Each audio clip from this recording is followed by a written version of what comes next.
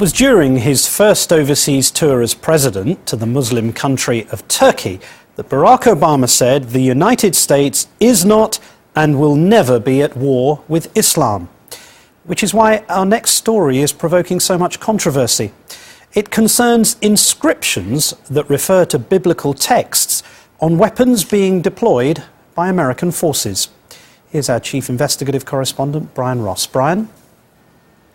Martin, to prevent the suspicion, the United States is conducting a Christian crusade against Muslims. Members of the U.S. military in Iraq and Afghanistan are strictly prohibited from proselytizing, promoting any religion, faith, or practice. It's called General Order Number 1. But apparently, one of the Pentagon's big suppliers never got the memo. Some soldiers call them Jesus rifles.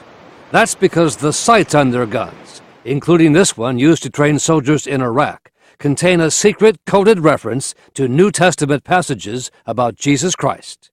Here, JN 8:12, a reference to the book of John, chapter 8, verse 12, which reads in part, "Then spake Jesus again unto them, saying, I am the light of the world." They know it's wrong, and it's not just wrong, it's an outrage. Michael Weinstein runs the Military Religious Freedom Foundation, which claims thousands of members in the U.S. military who he says are endangered by the secret Bible codes. It is a big deal. We've had many soldiers reach out to us.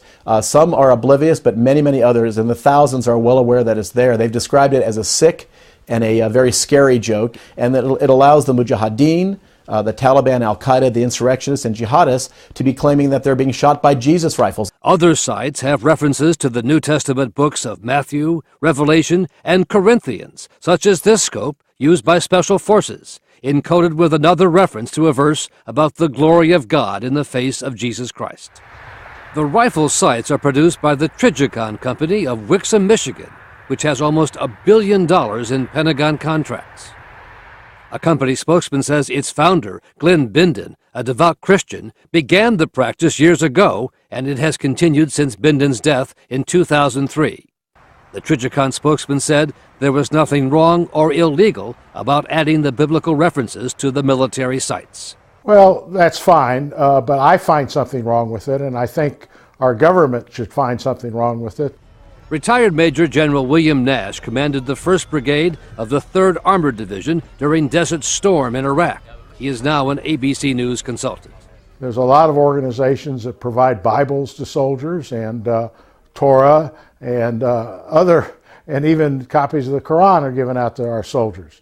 I have no problem with that, but I do have problems with military equipment being labeled in such a way that it seems like it's our God against their God. General Nash says the Pentagon should make the company remove the biblical codes. They should fix them all. They do a modification on the sites to take off those inscriptions, and if they fail to do that, they should be penalized monetarily.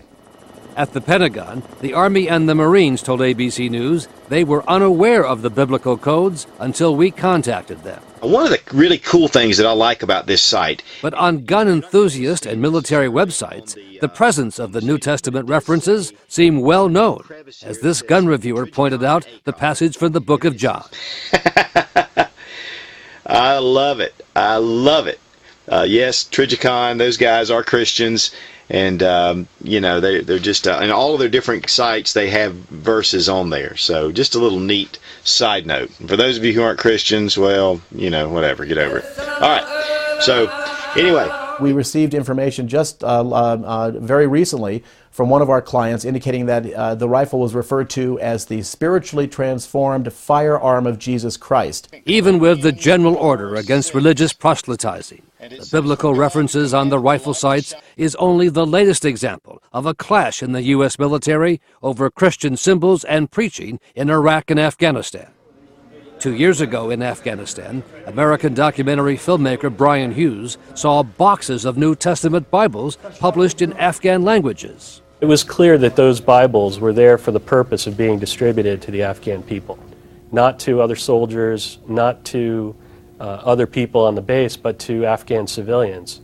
So it was clear that they were prepared to operate outside the boundaries of General Order Number 1. Filmmaker Hughes recorded U.S. Army Chaplain Gary Hensley in a provocative sermon at Bagram Air Base.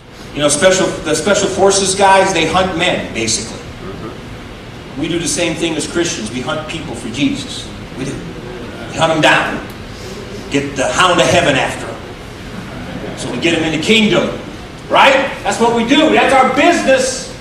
Now the tiny biblical codes on the U.S. military rifle sights used by the Army and the Marines, as tiny as they are, seem certain to raise the issues again.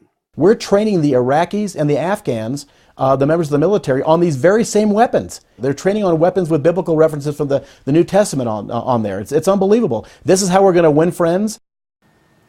It's not known precisely how many of the rifle sights with the secret Bible codes are now in use by the military.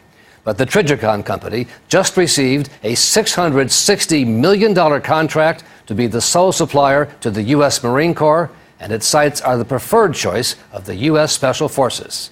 As of tonight, the military was still trying to figure out what, if anything, it plans to do about that.